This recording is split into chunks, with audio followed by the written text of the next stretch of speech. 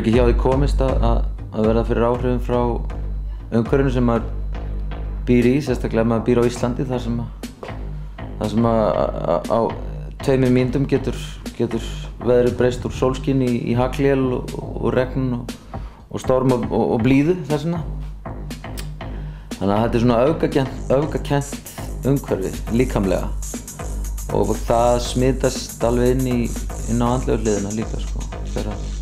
Þegar maður byrjar að virkja sköpunarkraftinn þá einhvern veginn reynir maður að beisla hann svona þannig að maður sko býr til eitthvað umhverfi, býr til eitthvað atmosfér sem er kannski frekar einkennandi fyrir íslenska tónlist. Það er verið að reyna að búa til atmosfér.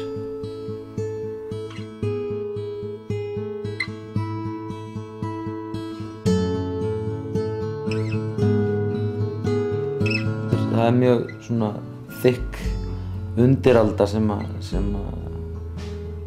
maður finnur mjög sterkt fyrir í íslenskri tónlist. Það er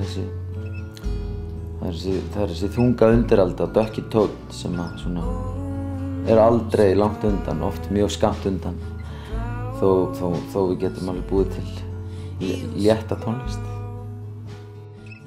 Sko, íslensk tónlist er búin að fá alveg rosa mikið kredit bara út allt og það er í rauninni kraftaverki líkast vegna þess að við erum 300.000 manna þjóð og markaðurinn hérna heima er sko, gullplata er 5.000 eintök.